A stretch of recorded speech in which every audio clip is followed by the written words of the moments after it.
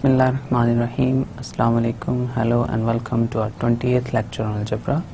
The course code is MTH376 and it's for Masters of Mathematics students from ComScience Institute of Information Technology Virtual Campus.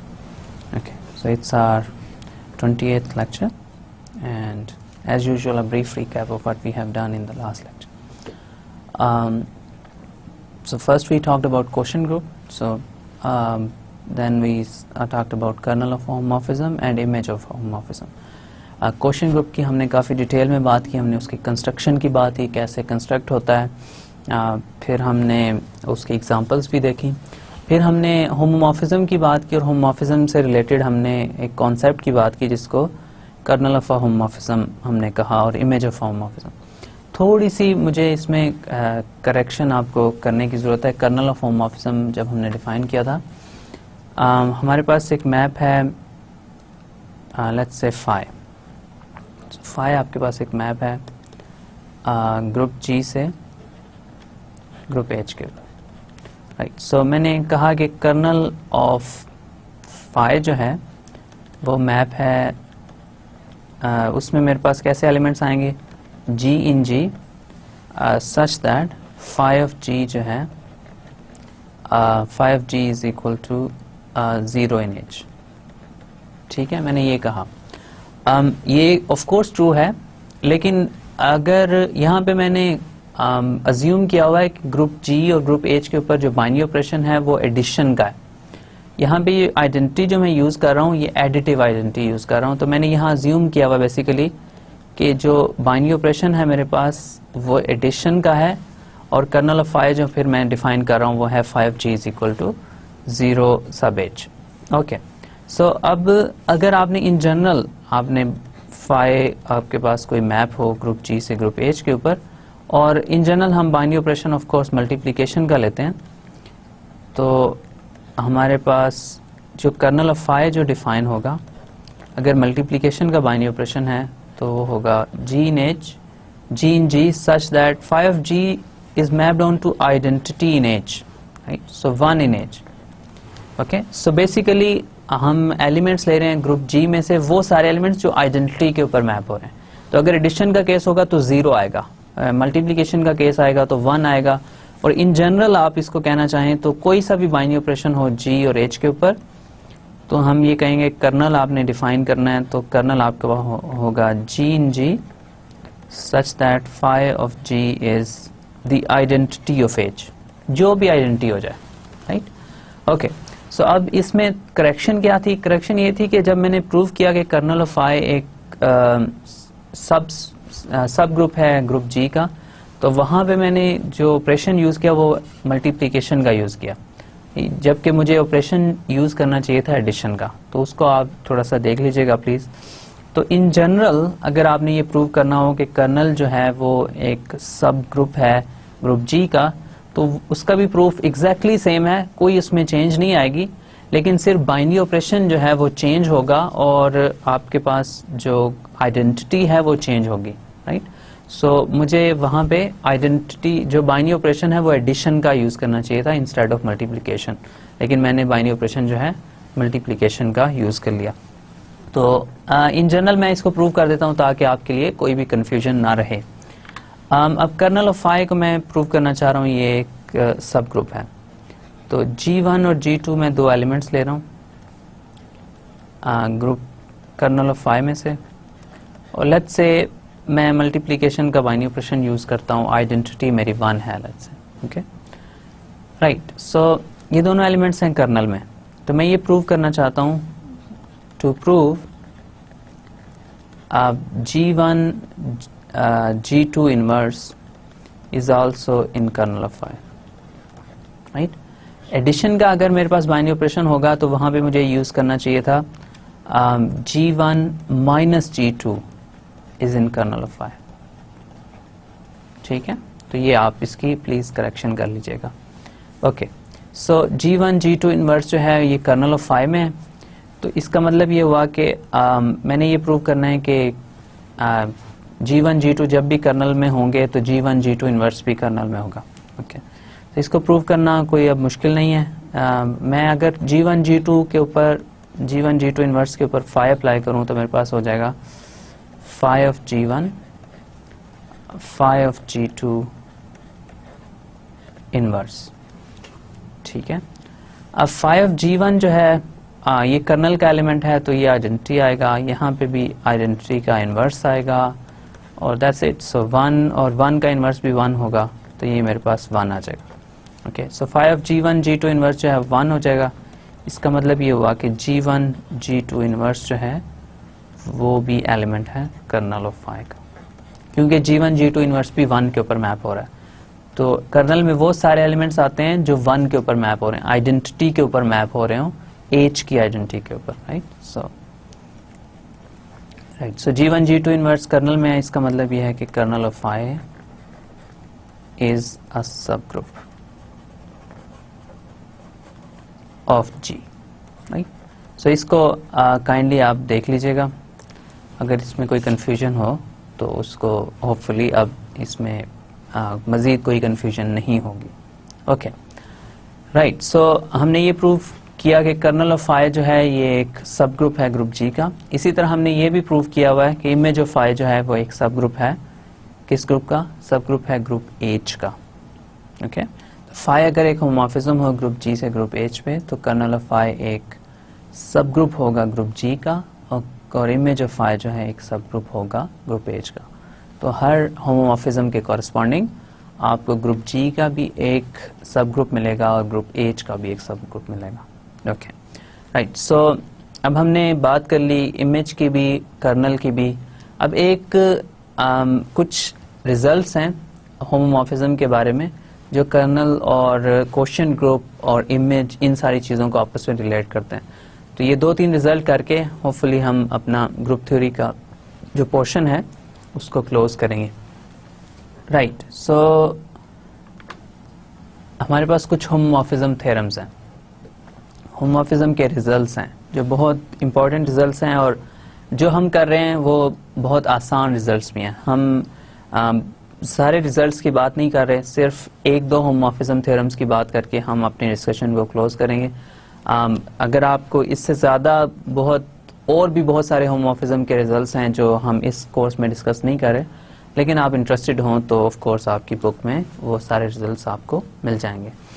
Okay, so अब पहला result क्या है homomorphism theorems में? ये पहला आप कह सकते हैं ये होमोमॉर्फिज्म थ्योरम कि अगर n एक नॉर्मल सब ग्रुप हो ग्रुप G का और ग्रुप G भी है आपके पास, उसका नॉर्मल सब ग्रुप है, तो इसका क्लियरली मतलब ये है कि आप G कोशेंट n कंस्ट्रक्ट कर सकते हैं, राइट। सो जब भी एक नॉर्मल सब ग्रुप होगा ग्रुप G का तो आप ये ग्रुप बना सकते हैं, right, A times n such that A in G, तो ये आपका कोशेंट ग्रुप है। ओके, सो अब क्वेश्चन ये है कि ये ग्रुप मैंने बनाया ग्रुप G से, राइट, उसका n भी तो उसका सब ग्रुप है, तो बेसिकली इसको मैंने ग्रुप G से बनाया। तो इन दोनों ग्रुप्स का कोई आपस में रिलेशन है ग्रुप G का और उससे जो मैंने क्वोशिएंट ग्रुप बनाया उन दोनों का क्या आपस में कोई रिलेशन है? तो ये होमोमॉर्फिज्म आपको रिलेशन बता रहा है, एक नेचुरल रिलेशन बता रहा है ग्रुप G और उससे जो क्वोशिएंट ग्रुप बनाया हमने उसका नॉर्मल सब ग्रुप यूज करके, उन दोनों का आपस में क्या रिलेशन है। इस ग्रुप को हम नेचुरल मैप कहते हैं या कैनोनिकल मैप कहते हैं। सो G से G क्वोशिएंट n के ऊपर ये नेचुरल या कैनोनिकल मैप है, राइट। ये कैसे डिफाइन हो रहा है? मैं कह रहा हूं कि ग्रुप G और G क्वोशिएंट n में मैंने रिलेशन बनाना है, तो एक फंक्शन मैं डिफाइन करना चाह रहा हूं इन दोनों के दरमियान। ग्रुप G के अंदर से एक एलिमेंट पिक करो और उसके कॉरेस्पॉन्डिंग एक कोसेट असाइन करना है। ग्रुप G का कोई एलिमेंट लेना है, उसके कॉरेस्पॉन्डिंग हमें एक कोसेट असाइन करना है, राइट। सो बेसिकली जब भी मैं ग्रुप G में से एक एलिमेंट लूं A, तो उसके कॉरेस्पॉन्डिंग कौन सा कोसेट? नेचुरल जो इसका नेचुरल मैप है वो ये कहता है कि आप नॉर्मल सब ग्रुप जो भी आपने लिया हुआ है, पहले से आपने फिक्स किया हुआ है, तो आप उससे A को मल्टीप्लाई कर दें। ये ऑफ कोर्स n जो है वो एक नॉर्मल सब ग्रुप है ग्रुप G का, दोनों के ऊपर हम मल्टीप्लिकेशन का ऑपरेशन अज्यूम कर रहे हैं और फिर इस डेफिनेशन की ऑफ कोर्स सेंस बनती है। तो फाई ऑफ A जो है वो A टाइम्स n के इक्वल है, ये हमने प्रूव कर दिया। अब फाई जो है वो एक होमोमॉर्फिज्म है किससे? ग्रुप G से G क्वोशिएंट n पे। तो ये एक फंक्शन है जी से जी कोशेंट n पे जो होमोमॉर्फिज्म की प्रॉपर्टी को सेटिस्फाई करता है। ओके, सो अब इससे आप क्लियरली देख सकते हैं कि आप ग्रुप जी में से कोई सा भी एलिमेंट लेंगे उसके कॉरस्पॉन्डिंग आपको एक कोसेट मिल जाएगा, किसमें, जी कोशेंट n में। ओके, एक एग्जांपल अगर आप इसकी देखना चाहें तो आपने एक मैप अगर आपके पास हो z से z कोशेंट 2z पे, ओके, इन दोनों के दरमियान में आपने एक मैप डिफाइन करना। मैप ये कहता है कि आप फाई ऑफ m जो है कोई भी इंटीजर है उसके कॉरस्पॉन्डिंग आप कोसेट जो है वो ले लें m प्लस 2z। ठीक है, तो m प्लस 2z और 2z आपका कोसेट, 2z आपका नॉर्मल सब ग्रुप है और m जो है वो z का एलिमेंट है। ओके, तो ये आपके पास जो इंटीजर था उसके कॉरस्पॉन्डिंग हमें एक कोसेट मिल गया। राइट, सो इसके केस में आप ये एक्चुअल में बता सकते हैं ये सब क्या होंगे। तो फाई ऑफ m जो है वो या 2z होगा या 1 प्लस 2z होगा। ठीक है, m जो है फाई ऑफ m 2z होगा इफ m इज इवन। ठीक है, और 1 प्लस 2z होगा इफ m इज ऑड। ठीक है, तो ये आपका मैप डिफाइन हो गया। राइट, सो होपफुली ये आपको क्लियर हो गया होगा। हमने g से g कोशेंट n के दरमियान में आपस में रिलेशन देख रहे हैं, क्या इन दोनों के आपस में रिलेशन कोई है। तो हमने एक मैप डिफाइन किया है g से g कोशेंट n में जो हर g के एलिमेंट के लिए आपको एक कोसेट दे रहा है। राइट, सो ये एक मैप है g से g कोशेंट n में। ओके, सो अब ये थ्योरम ये कहता है कि ये जो मैप आपने डिफाइन किया ना ये एक होमोमॉर्फिज्म है। ओके, सो हम ये प्रूव कर लेते हैं कि क्या ये एक होमोमॉर्फिज्म है या नहीं। सो इसका प्रूफ अगर आप देखना चाहें, सो आपके पास फाई मैप है g से g कोशेंट n पे और आपने डिफाइन किया हुआ है फाई ऑफ a जो है equals to a times n। Okay, अगर ये होमोमॉर्फिज्म है तो इसको होमोमॉर्फिज्म की प्रॉपर्टी को सेटिस्फाई करना चाहिए, बस यही चीज़ हमने चेक करनी है। अगर ये होमोमॉर्फिज्म है तो हमारे पास ये होना चाहिए कि अगर दो एलिमेंट्स लूँ मैं a और b ग्रुप g में से, तो इनके कॉरस्पॉन्डिंग क्या आएगा, फाई ऑफ a b आ जाएगा a times b n। Okay, अब आपको ये पता है कि कोसेट के ऊपर हमने जो बाइनरी ऑपरेशन डिफाइन किया उससे ही हमें ये मिलता है कि a times n times b times n जो है वो a b टाइम्स n के इक्वल है। तो इसको मैं फिर क्लियरली लिख सकता हूँ ये a times n times b times n के इक्वल है। ओके, अब a टाइम्स n क्या है, वो है फाई ऑफ a और b times n phi of b के इक्वल है। Okay, so phi of a b मैंने प्रूव कर दिया कि phi of a b is equal to phi of a times phi of b। Okay, so ये आपके पास हमने ये प्रूव करना था, ये थ्योरम हमें यही कह रहा था कि ये जो मैप है फाई g से g कोशेंट n पे आप डिफाइन कर रहे हैं ये एक होमोमॉर्फिज्म है और हमने ये प्रूव कर दिया कि ये मैप एक्चुअल में एक होमोमॉर्फिज्म है। ओके, राइट, अब हम आगे थोड़ा सा मूव करते हैं और एक और रिजल्ट देखते हैं और वो रिजल्ट भी किससे रिलेटेड है, वो रिजल्ट भी होमोमॉर्फिज्म से और कर्नल से और कोशेंट ग्रुप इन सब चीज़ों को आपस में रिलेट कर रहा है। ओके, सो नेक्स्ट हमारे पास एक रिजल्ट है जिसको हम कहते हैं ये फंडामेंटल थ्योरम ऑफ होमोमॉर्फिज्म है। वो भी आपके पास कोशेंट ग्रुप को और ग्रुप जी को और कर्नल और होमोमॉर्फिज्म इन चीज़ों को आपस में रिलेट करके हमें बता रहे हैं इन सब का आपस में क्या रिलेशन है।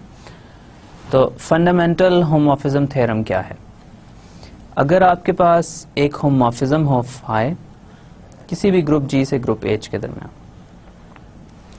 ओके, ग्रुप जी से ग्रुप एच के दरमियान एक होमोमॉर्फिज्म है कोई सा भी, ओके, और उसका उस होमोमॉर्फिज्म का कर्नल जो है आप फाइंड कर सकते हैं। ऑफ कोर्स उस होमोमॉर्फिज्म का कर्नल के है।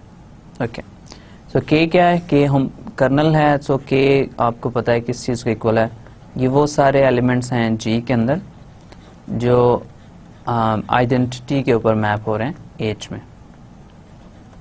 ओके, अब ये थ्योरम हमें ये कह रहा है कि अगर आप कोशेंट ग्रुप बनाएं, आप कर्नल जो है ये सब ग्रुप होता है हमेशा किसी भी ग्रुप जी का। एक और फैक्ट जो कर्नल के बारे में नोन है वो है कि kernel of ji is a normal सब ग्रुप।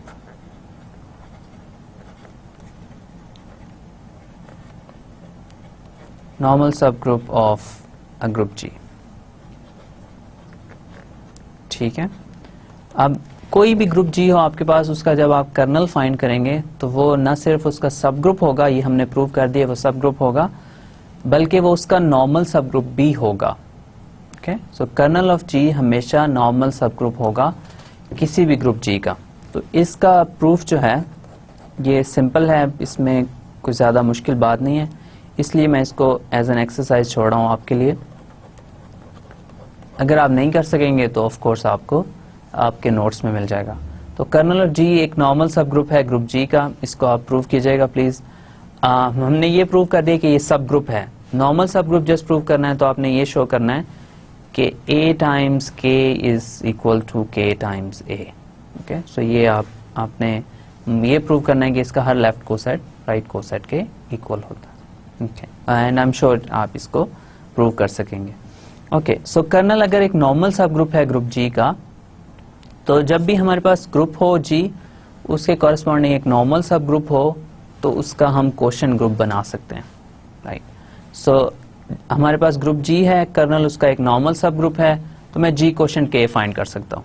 ओके, सो इसमें कोई इतनी मुश्किल बात नहीं है, स्ट्रेट फॉरवर्ड बात है कि ग्रुप जी है उसका एक नॉर्मल सब ग्रुप है, इन दोनों का मैं क्वोशंट ग्रुप फाइंड कर सकता हूँ। मतलब इसके सारे के सारे को सेट्स जो हैं वो हम फाइंड कर सकते हैं, उसको एक सेट में अगर लिखते हैं, एक ग्रुप में लिखते हैं, तो वो आपके पास जी क्वोशंट के बन जाएगा।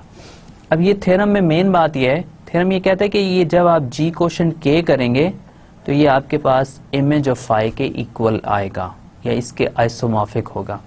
तो जी क्वोशंट के जब आप करेंगे, ये जो आप क्वोशंट ग्रुप फाइंड करेंगे ये आपके पास बेसिकली इक्वल होगा इस ग्रुप फाई का जो इमेज आएगा, ये इस होमोमॉर्फिज्म फाई का जो इमेज आएगा उसके इक्वल होगा। अब इस थ्योरम का बेसिकली मतलब ये है कि अगर आप जी में से वो सारे एलिमेंट्स निकाल दें जो जीरो के ऊपर मैप हो रहे हैं, एच में जो जीरो के ऊपर मैप हो रहे हैं, ये होमोमॉर्फिज्म तो ऑलरेडी है, जी से एच के ऊपर होमोमॉर्फिज्म है, सो जी ओवर के से इमेज ऑफ फाई के ऊपर भी हम इसको होमोमॉर्फिज्म डिफाइन कर सकते हैं। तो बेसिकली ये कह रहा है कि अगर आप वो सारे एलिमेंट्स जी के निकाल दें स्वाय आइडेंटिटी के, ऑफ कोर्स जो आइडेंटिटी एलिमेंट के ऊपर मैप हो रहे हैं, तो ये फंक्शन 1 भी हो जाएगा और ये फंक्शन ऑन टू भी हो जाएगा, किसके ऊपर, इमेज ऑफ फाई के ऊपर ऑन टू हो जाएगा, राइट। सो हम इसको अगर प्रूव करना चाहें इस रिजल्ट को, तो हमारे पास एक होमोमॉर्फिज्म गिवन है फाई जी से एच के। ओके, और हमें ये पता है कि कर्नल ऑफ फाई जो है ना उसको हमने के कहा हुआ, इसके अलावा हमें इसमें कोई चीज़ सच पता नहीं है। अब हम ये प्रूव करना चाह रहे हैं कि जी ओवर के जो है आइसोमॉर्फिक है इमेज ऑफ फाई पे। सो बेसिकली मुझे एक आइसोमॉर्फिज्म चाहिए जी क्वोशंट के से इमेज ऑफ फाई के ऊपर, एक आइसोमॉर्फिज्म चाहिए जी क्वोशंट के से इमेज ऑफ फाई के ऊपर। सो मुझे एक मैप डिफाइन करना है जी क्वोशंट के से इमेज ऑफ फाई के ऊपर जो होमोमॉर्फिज्म भी हो, जो 1 भी हो और ऑन टू भी हो। सो एक मैप चाहिए मुझे। So I need to define a map from G over K, G quotient K to image of phi. एक मैप चाहिए। अब ये मैप अगर मैं डिफाइन करना चाह रहा हूं तो ये मैप एलिमेंट्स इसको लेने चाहिए जी क्वोशंट के में से और इनको मैप करना चाहिए इमेज ऑफ फाई में से। ओके, सो अब मैं देखते हैं हम इसको कैसे मैप को डिफाइन कर सकते हैं। सारे एलिमेंट्स ले रहा है इस तरह के a प्लस के कर्नल है, a कोई एलिमेंट है लेट्स से ग्रुप जी का। अब मैंने यहाँ प्लस का बाइनरी ऑपरेशन यूज कर दिया है, लेकिन अगर आपने इन जनरल मल्टीप्लिकेशन का बाइनरी ऑपरेशन इस्तेमाल करना है तो वो शायद बेटर ऑप्शन होगी। उसके लिए आप ये देख सकते हैं, यहाँ पे हम बेटर ये कि हम मल्टीप्लिकेशन का बाइनरी ऑपरेशन यूज करें। ओके, सो a टाइम्स के मैं कर देता हूँ। जी के ऊपर एक एलिमेंट जी में से ले रहा हूँ और उसको मल्टीप्लाई कर रहा हूँ के से। अगर बाइनरी ऑपरेशन जी के ऊपर मैं मल्टीप्लिकेशन का अज्यूम कर रहा हूँ, ठीक है। तो अगर एडिशन का बाइनरी ऑपरेशन हो तो आप प्लस सी लगाएंगे, राइट। सो इसके कॉरेस्पॉन्डिंग एक एलिमेंट चाहिए मुझे इमेज ऑफ फाई के अंदर, ओके। अब अगर मैं इसको इक्वल कर दूं फाई ऑफ ए के, ओके। अब इसको देखते हैं हम। ए क्वेश्चन ए टाइम्स के एक एलिमेंट है जी ओवर के में, इसमें तो कोई प्रॉब्लम नहीं है। अब इसके ऊपर जब मैं साई अप्लाई करूं तो मुझे एक एलिमेंट चाहिए इमेज ऑफ फाई में, ओके। अब ए एक एलिमेंट है ग्रुप जी का, राइट। तो जब इसके ऊपर मैं फाई अप्लाई करूंगा तो मुझे एच के अंदर एक एलिमेंट मिल जाएगा। तो ये फाई ऑफ ए जो है ये एच का एक एलिमेंट मुझे मिल जाएगा। और एच का सिर्फ एक एलिमेंट नहीं, एक स्पेशल एलिमेंट है, ये इसके बारे में मुझे श्योरली पता है कि ये जी के किसी न किसी एलिमेंट का इमेज है, राइट। सो ये ए का इमेज है एच के अंदर, तो ये बेसिकली इमेज ऑफ फाई के अंदर मौजूद है, डेफिनेटली मौजूद है। तो इसका मतलब ये हुआ कि मैंने ओरिजिनल होमोमॉर्फिज्म को यूज करते हुए एक नया मैप डिफाइन किया है जो जी कोशेंट कर्नल से इमेज ऑफ फाई के ऊपर है, ओके। सो ये मैंने मैप डिफाइन कर दिया। ऑफ कोर्स अब मुझे अगर ये मैप एक आइसोमॉर्फिज्म है तो मुझे कुछ चीजें चेक करनी होंगी। सबसे पहले तो क्या ये एक फंक्शन है, राइट। सो मुझे तो नहीं पता कि ये फंक्शन है या नहीं। So basically Sai should be well defined. First चीज आपने ये चेक करनी है कि साई इज वेल डिफाइंड, ठीक है। सेकंड आपने ये चेक करना है कि साई इज अ होमोमॉर्फिज्म, ठीक है। थर्ड आप ये चेक करेंगे कि साई इज 1 1, और फाइनल में हम ये चेक करेंगे कि साई इज ऑन2, ओके, राइट। सो अगर मैं ये चेक करना चाह रहा हूं कि साई जो है वो वेल डिफाइंड है, सो सबसे पहले मैं यही चेक कर लेता हूं कि साई वेल डिफाइंड है। तो इसको प्रूव करने के लिए गालिबन एक से ज़्यादा बार हम ये प्रूव कर चुके हैं कि कोई मैप वेल डिफाइंड अगर हमने प्रूव करना हो तो उसको हम कैसे प्रूव करते हैं। इसको इस मैप के लिए हम देख लेते हैं कि ये हम कैसे शो करेंगे कि ये मैप वेल डिफाइंड है, ओके। सो किसी मैप को वेल डिफाइंड प्रूव करने का मतलब ये है, अब साई एक मैप है ए के से फाई ऑफ ए पे, ठीक है।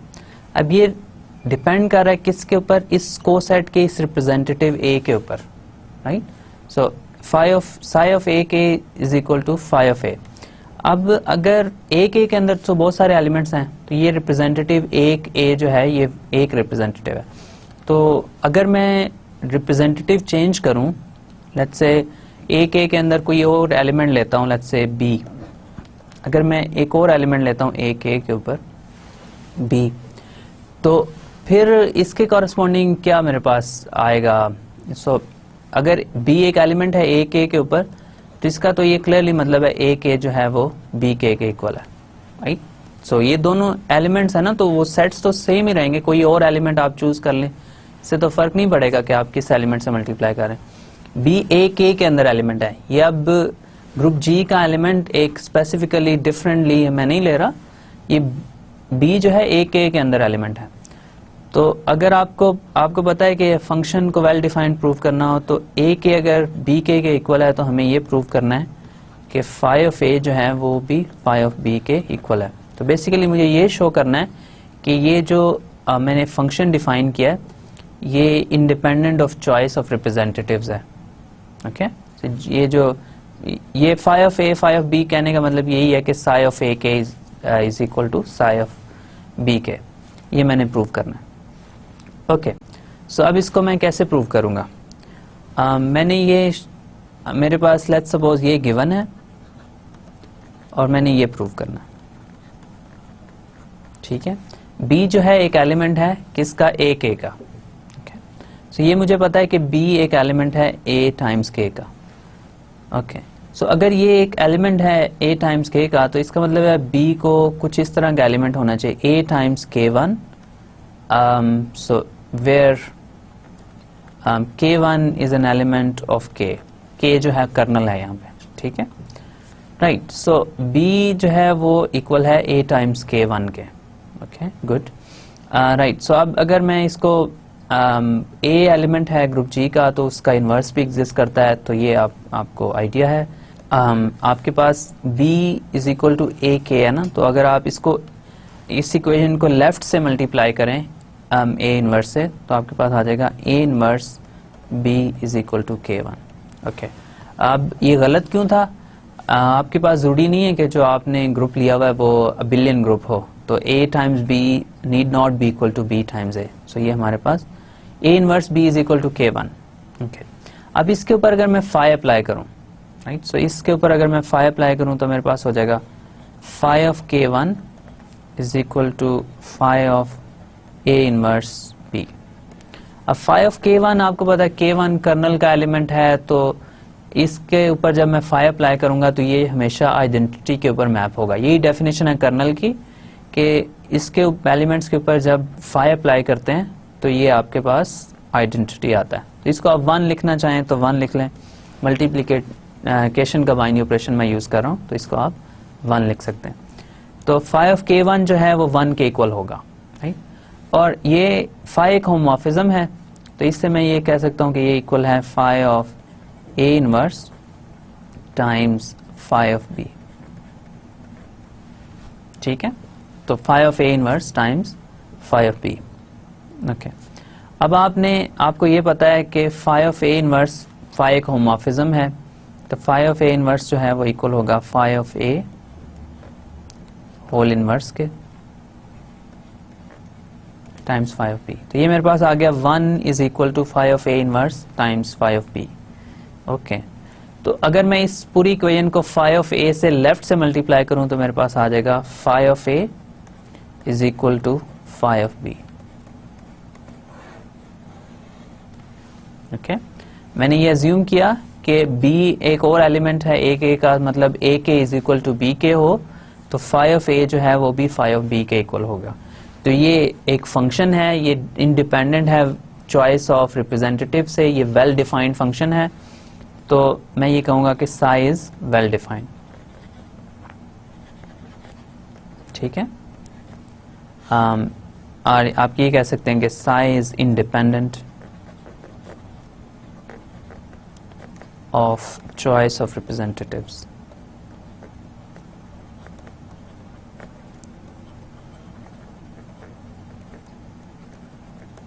या आप ये कह सकते हैं कि साई इज अ फंक्शन। ठीक है, अब मतलब ये कि मैंने ये प्रूव किया कि दो एलिमेंट्स का अगर प्री इमेज सेम है तो उनका इमेज भी सेम होगा, राइट। हमने ये प्रूव किया कि अगर दो एलिमेंट्स अगर आपके पास प्री इमेज में या डोमेन में सेम है तो उनका जो इमेज है को डोमेन में या रेंज में वो भी सेम होना चाहिए। तो ये आपकी फंक्शन की एक फंडामेंटल प्रॉपर्टी है। ओके, सो हमने ये प्रूव कर दिया कि साई वेल डिफाइंड है। एक कंडीशन हमने प्रूव कर दी। सेकंड कंडीशन हमारे पास क्या है? सेकंड कंडीशन हमारे पास ये है कि साई को 1 1 होना चाहिए, साई को होमोमॉर्फिज्म होना चाहिए। ये मैंने सेकंड लिखी थी, तो इसी ऑर्डर में हम प्रूव करते हैं Sai is a homomorphism. Well, ये प्रूव करना बहुत आसान है, वो इसलिए कि साई को मैंने डिफाइन किया है Sai of A K is equal to phi of A. Okay, अब फाई खुद एक होमोमॉर्फिज्म है, तो इसलिए साई को होमोमॉर्फिज्म प्रूव करना कोई मुश्किल बात नहीं है। अगर आप फिर भी चेक करना चाहें तो आप चेक कर सकते हैं। दो आपने कोसेट्स लिए ए के और बी के, उनके कॉरेस्पॉन्डिंग आपके पास आ गया। आप इसको मल्टीप्लाई कर लें पहले, तो आपका आ जाएगा A B times K. Okay, तो ये मेरे पास बाय डेफिनेशन आ जाएगा phi of A B K equal. ठीक है, अब phi of A B phi एक होमोमॉर्फिज्म है, तो ये इक्वल आ जाएगा phi of A phi of B K. तो इसके ये फिर आ जाएगा Sai of A K and multiplied with psi of B K. ठीक है, तो ये आपके पास हमने ये प्रूव कर दिया कि साई एक होमोमॉर्फिज्म है। थर्ड में ये चेक करना चाहें आप कि साई एक 1 1 फंक्शन है, सो साई इज 1 1, ये प्रूव करना चाह रहे हैं आप। तो इसके लिए हम क्या प्रूव करेंगे? इसके लिए हम ये प्रूव करेंगे कि इफ साई ऑफ ए के is equal to psi of bk. So this implies ak is equal to bk, right? So ये 1 की definition है, right? So psi of ak is equal to psi of bk अगर आपने assume किया हुआ है, so ये हम assume करेंगे, ये हमने prove करना है, right? So psi of ak is equal to psi of bk. इसका मतलब ये हुआ कि phi of a is equal to phi of b, right? तो इस सारी इक्वेशन को अगर आप फाई ऑफ ए इनवर्स से मल्टीप्लाई करें तो आपके पास आ जाएगा, लेट्स से हम मल्टीप्लिकेशन का बाइनरी ऑपरेशन ले रहे हैं, तो 1 is equal to phi of A inverse times phi of b, right? Okay, so अब जो फाई एक होमोमॉर्फिज्म है, तो phi of A inverse equal होगा फाई ऑफ ए इनवर्स के times phi of b. Okay, so phi of A inverse times phi of b जो है ये फिर फाई एक होमोमॉर्फिज्म है, तो ये इक्वल होगा phi of A inverse b के. Okay, so phi of A inverse B जो है वो 1 के इक्वल है. तो इसका मतलब ये हुआ, बाय डेफिनेशन इसका मतलब ये हुआ कि ए इनवर्स बी जो है वो एक एलिमेंट है कर्नल का, right? A inverse B kernel का एलिमेंट है क्योंकि phi of A inverse B जो है वो आइडेंटिटी के ऊपर मैप हो रहा है. तो जो भी एलिमेंट आइडेंटिटी के ऊपर मैप हो रहे होते हैं वो सारे के सारे कर्नल में आते हैं. ओके, तो इसका मतलब ये हुआ कि हमने ये प्रूव कर दिया कि ए इनवर्स बी जो है वो कर्नल का एलिमेंट है. ओके, सो अब ए इनवर्स बी अगर कर्नल में हो तो इसका क्या मतलब है? ये हमने अभी जब हम प्रूव कर रहे थे कि फाई एक 1-to-1 फंक्शन है, तो उसके अंदर हमने क्या प्रूव किया कि अगर ए इनवर्स बी कर्नल में है तो इसका बेसिकली मतलब ये है कि बी इज इन ए के.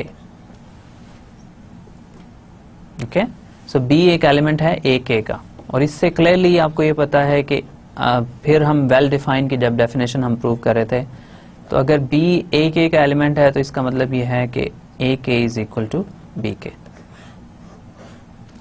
अब हमने स्टार्ट किससे किया था? स्टार्ट हमने इस चीज से किया था कि Sai of A K is equal to psi of B K. इससे हमने ये प्रूव कर दिया कि ए के जो है वो बी के इक्वल होगा, राइट? सो इसका मतलब है साई इज 1.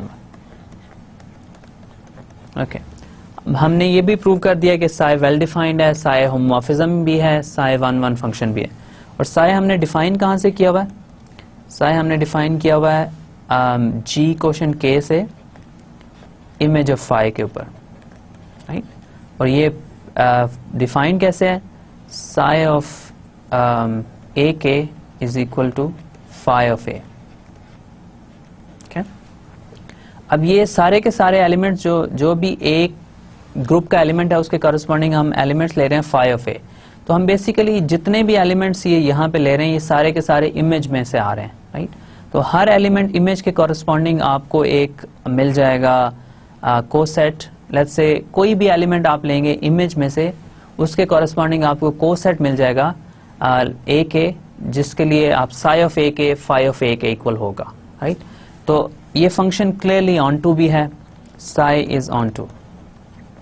फाई ऑफ ए के सारे एलिमेंट्स जो हैं किसी न किसी एलिमेंट जी क्वेश्चन के इमेज हैं, राइट? फाई ऑफ ए के जितने भी एलिमेंट हैं या इमेज ऑफ फाई के जितने भी एलिमेंट हैं वो किसी न किसी एलिमेंट ए के का इमेज हैं under psi. Okay, so psi is onto, ये यहाँ पे डेफिनेशन से क्लियर है. हमने ये प्रूव कर दिया कि साई जो है 1-1 है, ऑन टू है, वेल डिफाइंड है, होमोमॉर्फिज्म है. तो साई एक आइसोमॉर्फिज्म है, right? So psi is an isomorphism.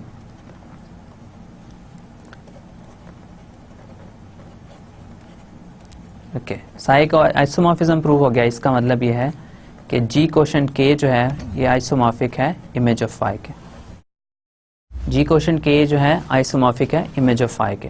तो जी क्वेश्चन के को मैंने आइसोमॉर्फिक प्रूव कर दिया इमेज ऑफ फाई के. यही हमारा थ्योरम कह रहा था कि आप अगर आप कोई होमोमॉर्फिज्म आपके पास फाई हो, उसका लेट्स से फाई होमोमॉर्फिज्म है जी से एच पे, तो आप जो कर्नल है होमोमॉर्फिज्म फाई का, उससे क्वेश्चन करें ग्रुप जी को, तो वो आइसोमॉर्फिक होगा इमेज ऑफ फाई के. ओके, तो ये आपके पास इसका प्रूफ है, राइट? अब एक और रिजल्ट, फाइनल रिजल्ट जो हमारा इस होमोमॉर्फिज्म से रिलेटेड है वो हम करके तो फिर आगे हम मूव हो जाएंगे। ओके, अब नेक्स्ट हमारा रिजल्ट है, इसको कहते हैं कि ये फर्स्ट आइसोमॉर्फिज्म थ्योरम है। ओके, इसका प्रूफ हम नहीं करेंगे, लेकिन इसको थोड़ा सा एक्सप्लेन करके हम इंशाल्लाह फिर हम अपना फाइनल रिजल्ट जो हम मेन गोल है वो रिजल्ट हम डिस्कस करेंगे और हमारा ग्रुप थ्योरी का पोर्शन जो है वो एंड हो जाएगा। ओके, आपके पास H और K दो नॉर्मल सब ग्रुप्स हैं। ओके, कोई से दो नॉर्मल सब ग्रुप्स हैं। ऑफ कोर्स नॉर्मल सब ग्रुप्स हैं तो किसी ग्रुप G के नॉर्मल सब ग्रुप्स होंगे। ओके, अब ये दो नॉर्मल सब ग्रुप्स हैं, इन दोनों के आपस में भी एक रिलेशन है। ये जो K है ये सब ग्रुप है H का। K यहाँ पे कर्नल नहीं है, इसका कर्नल होना जरूरी नहीं, ये जस्ट एक नॉर्मल सब ग्रुप है। ओके, सो H सब ग्रुप है K का। सो बेसिकली आपके पास कुछ ऐसी पिक्चर बन रही है। G जो है उसका सब ग्रुप है H, सो G का सब ग्रुप है H और H का सब ग्रुप है K, राइट। सो K सब ग्रुप है H का और H सब ग्रुप है G का, और दोनों ऑफ कोर्स सब ग्रुप हैं G के, और K और H दोनों नॉर्मल हैं। तो इसका मतलब ये हुआ कि हम G कोशेंट H भी बना सकते हैं और G कोशेंट K भी बना सकते हैं, ये दोनों हम बना सकते हैं। Okay, good. फिर H जो है वो एक ग्रुप है और K उसका एक नॉर्मल सब ग्रुप है। ओके, H एक ग्रुप है और K उसका नॉर्मल सब ग्रुप है। ओके, अब इसमें आप ये कहेंगे कि यहाँ पे कंडीशन तो सिर्फ ये लगी हुई है कि K सब ग्रुप है H का, तो K H का नॉर्मल सब ग्रुप कैसे होगा? अब H जो है वो खुद नॉर्मल है, H खुद नॉर्मल सब ग्रुप है, ये एक अबिलियन ग्रुप है। एवरी नॉर्मल सब group is abelian, right? Every normal सब ग्रुप इज अबिलियन। तो अब इसका जो भी सब ग्रुप लेंगे वो नॉर्मल होगा। तो अब K जो है वो एक सब ग्रुप है H का और ये नॉर्मल सब ग्रुप है, तो H कोशेंट K भी मैं कर सकता हूं। K एक नॉर्मल सब ग्रुप है H का, H कोई सा भी एक ग्रुप है। अब ये तीन मेरे पास क्वेश्चंस हैं, G quotient H, G quotient K और H कोशेंट K। अब क्वेश्चन ये है कि इनका आपस में रिलेशनशिप क्या है। ओके, सो ये फर्स्ट आइसोमॉर्फिज्म थ्योरम जो है ये आपको एक रिलेशन बता रहा है इन तीनों क्वेश्चंस के दरमियान। अगर आपने G कोशेंट H करना है तो आप इसको इस तरह भी कर सकते हैं कि आप पहले G कोशेंट K करें और फिर इसका क्वेश्चन करें H कोशेंट K से। ओके, सो G कोशेंट K करें और फिर इसका क्वेश्चन करें H कोशेंट K से। ओके, सो ये आपके पास G कोशेंट H जो है फिर इक्वल होगा G कोशेंट K और फिर क्वेश्चन करें इसको H कोशेंट K से। ओके, सो आप G कोशेंट H पे वापस आ जाएंगे। ओके, सो आपके पास इस थ्योरम का रिजल्ट जो है, इस थ्योरम का प्रूफ हम नहीं करेंगे, लेकिन इस थ्योरम की स्टेटमेंट होपफुली आपको समझ आ गई होगी, राइट। अब हमने आइसोमॉर्फिज्म थ्योरम्स इसके अलावा भी हैं, सेकंड आइसोमॉर्फिज्म थ्योरम है, फिर थर्ड आइसोमॉर्फिज्म थ्योरम है ग्रुप्स का, उनकी हम बात नहीं करते। उनका अगर आप उनके में इंटरेस्टेड हों तो वो आपकी बुक में आपको मिल जाएंगे, प्लीज़ उनको देखिएगा। वो भी काफ़ी इंटरेस्टिंग थ्योरम्स हैं, लेकिन थोड़ा टाइम हमारे पास कम है और हमारा कोर्स थोड़ा सा रहता है, तो हम ये बाकी दो आइसोमॉर्फिज्म थ्योरम्स की बात नहीं करेंगे और हम अब ग्रुप थ्योरी के फाइनल पार्ट की तरफ मूव कर रहे हैं। ओके, अब हमने बहुत पहले स्टार्ट किया था ग्रुप थ्योरी को, हमने कहा ग्रुप क्या है, हमने डिफाइन किया, फिर हमने उसकी एग्जांपल्स देखना शुरू की, मैट्रिक्स ग्रुप्स में बात की, फाइनाइट ग्रुप्स में बात की, फिर हमने इनफाइनाइट सेट्स की बात की, कौन से ग्रुप्स बनाते हैं, कौन से बाइनरी ऑपरेशंस चलेंगे, कौन से बाइनरी ऑपरेशंस के साथ हम उनको ग्रुप नहीं बना सकते, फिर सब ग्रुप्स की बात की, फिर हमने परमुटेशन ग्रुप्स की बात स्टार्ट की। और मैंने आपको बार बार परमुटेशन ग्रुप्स की जब भी बात करते थे तो हम बार बार इस चीज़ को एम्फेसाइज करते थे कि परमुटेशन ग्रुप्स बहुत इंपॉर्टेंट हैं, परमुटेशन ग्रुप्स बहुत इंपॉर्टेंट हैं। तो उस इम्पॉर्टेंट को एम्फेसाइज करने के लिए जो हमारा लास्ट रिजल्ट है इसका, वो परमुटेशन ग्रुप्स की इंपॉर्टेंस को एम्फेसाइज करता है। अभी तक शायद आप ये सोच रहे होंगे पूरी ग्रुप थ्योरी के दौरान कि ये क्या हमारे पास एक एब्स्ट्रैक्ट सा सेट है, उसके ऊपर बाइनरी ऑपरेशन डिफाइन हुए हैं, उसके ऊपर ये एक्सियम्स हैं, कुछ कंडीशंस हैं, ये सेटिस्फाई करेगा तो ये ग्रुप बन जाएगा। हम इसमें क्यों इंटरेस्टेड हैं?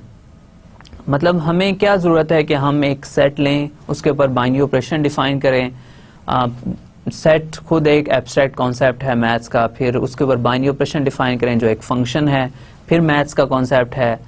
तो सेट लिया, बाइनरी ऑपरेशन लिया, फिर कोई कंडीशंस जिनकी अगेन मैथ्स की सेंस में ही समझ आती है। तो इन सब चीज़ों को हमें क्या करने की ज़रूरत है, मतलब हम इनको क्यों करेंगे?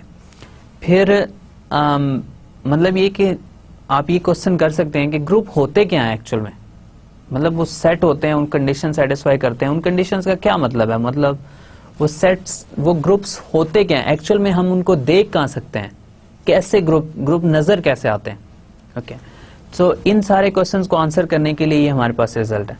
परमुटेशन ग्रुप्स जो हैं ये नेचुरल ग्रुप्स हैं, राइट। परमुटेशन का कॉन्सेप्ट जो है ये मैथमेटिक्स का कॉन्सेप्ट नहीं है, ये एक रियल लाइफ का कॉन्सेप्ट है कि आप कोई सेट लें उसकी परमुटेशंस फाइंड कर सकते हैं, कोई ऑब्जेक्ट्स लें उनकी परमुटेशंस फाइंड कर सकते हैं, नंबर्स लें परमुटेशंस फाइंड कर सकते हैं। बहुत सारे आपके रियल लाइफ फिनोमेनाज हैं जिनमें परमुटेशंस यूज होती हैं। तो ग्रुप्स को स्टडी करने का मेन पर्पज ये है, मेन पर्पस क्या है ग्रुप्स को स्टडी करने का और ग्रुप्स होते क्या हैं, इन सारी चीज़ों को आंसर करने के लिए हमारे पास ये रिजल्ट है कि ये हमारा ग्रुप थ्योरी का मेन रिजल्ट है। ठीक है, जितनी भी हमने ग्रुप थ्योरी कंस्ट्रक्ट किया है वो सारी की सारी इस रिजल्ट के अराउंड घूमती है। जो भी कॉन्सेप्ट्स हमने इंट्रोड्यूस किए हैं ग्रुप थ्योरी के लिए, उन सब का मकसद ये था कि हम इस रिजल्ट पे पहुंचे। इस रिजल्ट के प्रूफ में हम नहीं जाएंगे, लेकिन इस रिजल्ट की सिग्निफिकेंस होपफुली आपको क्लियर हो जाएगी। ओके, सो ये कॉन्सेप्ट क्यों इंपॉर्टेंट है, ये ग्रुप्स क्या होते हैं, इन सब को आंसर करने के लिए ये थ्योरम। ओके, इस थ्योरम को हम कहते हैं कैलेस थ्योरम। ओके, कैले एक साइंटिस्ट मैथमेटिशियन है, उसने ये थ्योरम दिया।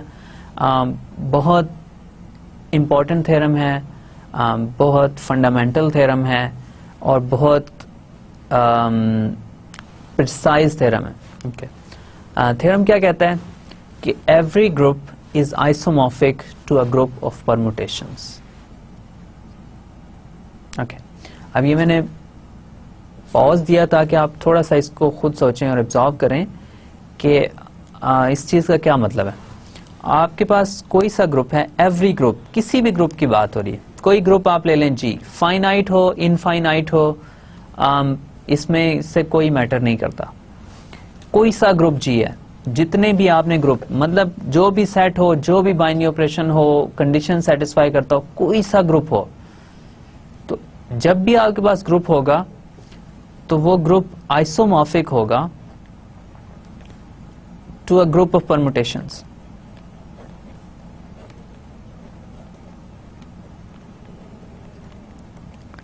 मतलब ये कि कोई सा आप ग्रुप ले लें, उसको वो सिर्फ एक ग्रुप ऑफ परमुटेशंस होगा, वो इसके आइसोमॉर्फिक हो जाएगा। आप कोई सा ग्रुप ऑफ परमुटेशन ग्रुप ले लें, वो किसी ना किसी ग्रुप ऑफ परमुटेशंस के आइसोमॉर्फिक होगा।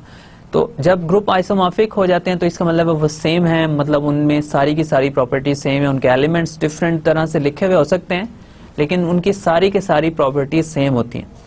तो इसका ये मतलब हुआ कि ग्रुप्स जो हैं वो सिर्फ परमुटेशन ग्रुप्स ही होते हैं, इसके अलावा बाकी जो ग्रुप्स हैं वो सारे के सारे in the end permutation groups बन जाएंगे। ओके, सो हर ग्रुप, जो भी आप ग्रुप कंसिडर करेंगे वो ग्रुप ऑफ परमुटेशंस के आइसोमॉर्फिक होगा। ओके, अब इसमें अगर आपका ग्रुप फाइनाइट हो, ग्रुप आपका फाइनाइट हो, तो आपको पता है फाइनाइट परमुटेशन ग्रुप को हमने SN कहा था, फाइनाइट परमुटेशन ग्रुप्स। ठीक है, तो अगर ग्रुप फाइनाइट हो तो G आइसोमॉर्फिक होगा to a subgroup of SN।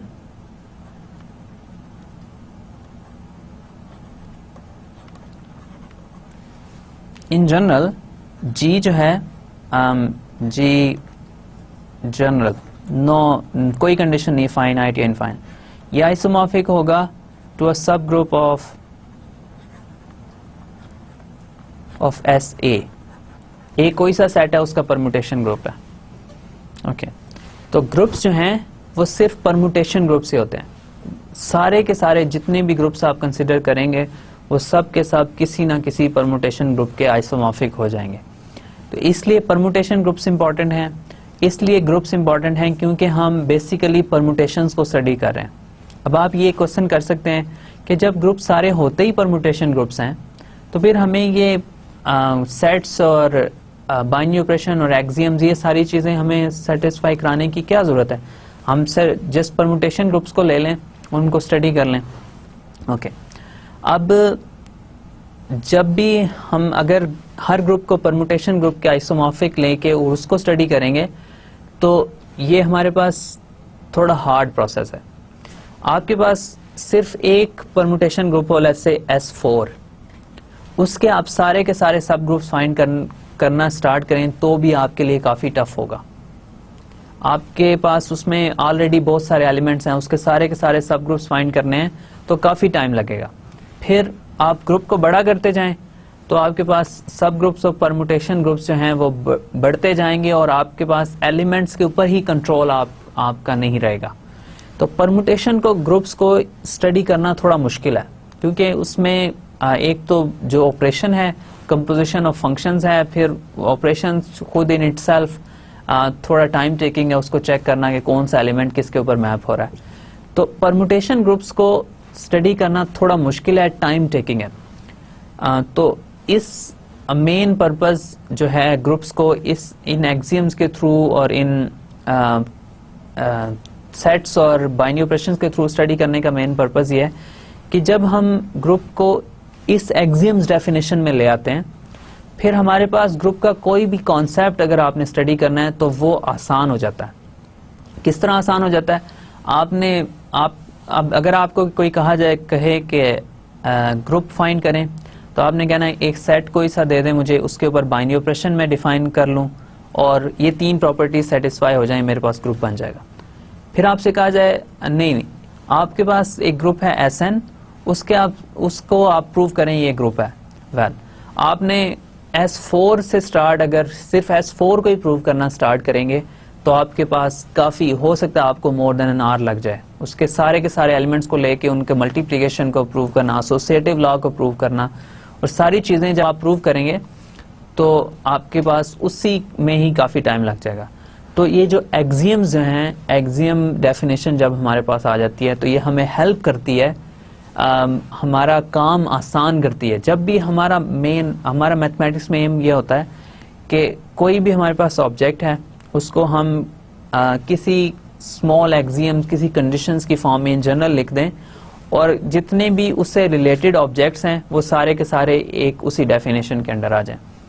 Okay, अब फॉर एग्जांपल ग्रुप्स में बहुत सारी डिफरेंट क्लास आती हैं, मैट्रिसेस भी आते हैं इसमें, परमुटेशंस भी आती हैं इसमें, फाइनाइट सेट्स आते हैं इसमें, इनफाइनाइट सेट्स आते हैं इसमें, तरह तरह के डिफरेंट सेट्स आते हैं। उन सारे सेट्स को अलग अलग स्टडी करें, उनको फिर ये प्रूव करें ये सारे परमुटेशन ग्रुप्स के आइसोमॉर्फिक हैं। आपको आइडिया होगा कि इसमें काफ़ी सारा टाइम लग सकता है। तो ग्रुप्स होते सिर्फ परमुटेशन ग्रुप्स ही हैं, इसके अलावा कोई और ग्रुप है नहीं, सिर्फ परमुटेशन है। जब जो भी आप ग्रुप जिसके बारे में भी आप सोचेंगे उसके कॉरस्पॉन्डिंग आपको एक परमुटेशन ग्रुप मिल जाएगा। लेकिन इस थ्योरम को यूज करते हुए और परमुटेशन के कॉन्सेप्ट को यूज करते हुए इन सब चीज़ों को स्टडी करना मुश्किल है, क्योंकि परमुटेशंस जो हैं खुद इटसेल्फ थोड़ा मुश्किल है उनको स्टडी करना। इसलिए हमने एक्सियम्स की डेफिनेशन यूज की और उसी को यूज करते हुए हमने सारे के सारे ग्रुप के कॉन्सेप्ट्स को स्टडी किया। तो इन द एंड मैं इसी ग्रुप थ्योरी को इसी थ्योरम पे क्लोज करूंगा कि every group is isomorphic to group of permutations. Group सिर्फ ग्रुप ऑफ परमुटेशन होता है, ये कोई एब्स्ट्रैक्ट चीज नहीं है, ये कोई ऐसी चीज नहीं है जिसका कोई फिजिकल इंटरप्रिटेशन ना हो, जिसका कोई फिजिकल मीनिंग ना हो। ग्रुप्स एक फिजिकल एंटिटी है, ये परमुटेशंस होती हैं, ग्रुप्स परमुटेशंस होती हैं। ऑफ कोर्स उनके ऊपर जो फंडामेंटल कंडीशंस हैं वो ज़रूर मौजूद हैं और वो कंडीशंस हमें चाहिए भी होती हैं, लेकिन in the end groups permutations होते हैं। ग्रुप्स परमुटेशंस होते हैं, ये एक फिजिकल एंटिटी है, ये एब्स्ट्रैक्ट कॉन्सेप्ट नहीं है। तो होपफुली आपको ये क्लियर हो गया होगा कि ग्रुप क्या होते हैं। सो फाइनल टाइम मैं इस स्टेटमेंट को रिपीट करता हूं कि every group is isomorphic to a group of permutations. Okay, so groups permutation groups होते हैं, इसके अलावा कोई और ग्रुप एग्जिस्ट नहीं करते हैं। ओके, हर ग्रुप जितने भी आपने एग्जांपल्स हमने देखी वो सब के सब in the end permutation groups के आइसोमॉर्फिक हो जाएंगे। इस थ्योरम का प्रूफ हम नहीं करेंगे, थोड़ा सा इसका प्रूफ लॉन्ग है, आपकी बुक में अवेलेबल है, आप उसको देखिएगा, थोड़ा कंस्ट्रक्टिव प्रूफ है, लेकिन हमें ये वो प्रूफ ये नहीं बताता कि हम कौन सा ग्रुप होगा उसके कॉरस्पॉन्डिंग कौन सा परमुटेशन ग्रुप होगा। ये हमें स्टिल हमें खुद ढूंढना पड़ेगा कि उसके कॉरस्पॉन्डिंग कौन सा परमुटेशन ग्रुप हम यूज कर सकते हैं, लेकिन आइसोमॉर्फिज्म हम प्रूव कर सकते हैं। ओके, सो ग्रुप थ्योरी के की डिस्कशन के साथ ही मैं आज का लेक्चर क्लोज करता हूँ। ग्रुप थ्योरी का पोर्शन हमारा कंप्लीट हो गया है। हम इसके बाद ग्रुप थ्योरी की मज़ीद बात नहीं करेंगे और हमारा जो नेक्स्ट टॉपिक है वो हमारा रिंग्स का टॉपिक होगा। जो लास्ट हमारे 4 लेक्चर्स रह गए हैं उसके अंदर हम इंशाल्लाह रिंग्स की बात करेंगे। बहुत थोड़ा सा पोर्शन है रिंग्स का जो आपके कोर्स में इंक्लूडेड है, तो आई एम श्योर हम इजीली उसको फिनिश करने में कामयाब हो जाएंगे। So this is the end of your group theory. अब इसके बाद हम ग्रुप थ्योरी की मज़ीद बात नहीं करेंगे। ओके, सो आज के लेक्चर में हमने क्या किया? आज के लेक्चर में हमने बात स्टार्ट की थी कर्नल ऑफ होमोमॉर्फिज्म से, और कर्नल ऑफ होमोमॉर्फिज्म को हमने रीडिफाइन किया है कि कर्नल क्या होता है किसी होमोमॉर्फिज्म का। होमोमॉर्फिज्म है फॉर एग्जांपल आपके पास ग्रुप जी से ग्रुप एच के ऊपर, तो कर्नल में वो सारे एलिमेंट्स आएंगे ग्रुप जी के, कर्नल ऑफ फाई में वो एलिमेंट्स आएंगे ग्रुप जी के।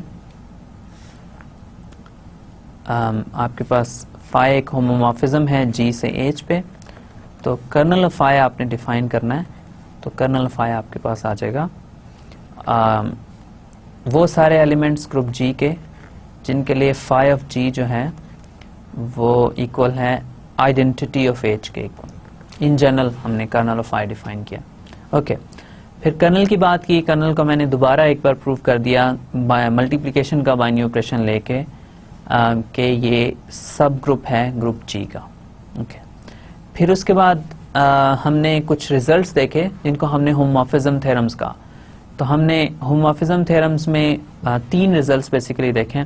फर्स्ट रिजल्ट हमने देखा, उसको हमने कहा कि ये फर्स्ट रिजल्ट है होमोमॉर्फिज्म थ्योरम्स में। वो रिजल्ट हमें क्या बता रहा था कि हम ग्रुप जी से जी ओवर एन के ऊपर एक हम होमोमॉर्फिज्म डिफाइन कर सकते हैं। एन एक नॉर्मल सब ग्रुप है, नॉर्मल सब ग्रुप है ग्रुप जी का। ठीक है, फिर हमने फंडामेंटल थ्योरम ऑफ होमोमॉर्फिज्म की बात की। फिर उसके बाद हमने बात की first fundamental theorem of homomorphism की बात की, और फिर हमने फर्स्ट आइसोमॉर्फिज्म थ्योरम की बात की। ओके, सो इनकी स्टेटमेंट्स आप देखिएगा, होपफुली आपको क्लियर होंगी। फाइनल जो हमने रिजल्ट की बात की, उस रिजल्ट को हमने कहा ये कैलस थ्योरम है, वो आपका ग्रुप थ्योरी का क्रक्स है। ग्रुप थ्योरी में जो भी बातें की वो सारी की सारी उस थ्योरम में आके एक हो जाती हैं। वो थ्योरम कैलस थ्योरम क्या कहता है कि every group is isomorphic to a group of permutations. Every group is isomorphic to a group of permutations. So groups जो हैं वो परमुटेशन ग्रुप्स होते हैं। ये एक एब्स्ट्रैक्ट कॉन्सेप्ट नहीं है, ये एक फिजिकल एंटिटी है, फिजिकल कॉन्सेप्ट है, इसको आप विजुलाइज कर सकते हैं, जिसको आप देख सकते हैं कि ये एक्चुअल में क्या चीज़ होती है। तो हर ग्रुप परमुटेशन ग्रुप्स होता है, परमुटेशन ग्रुप्स के अलावा कोई और ग्रुप नहीं होते हैं।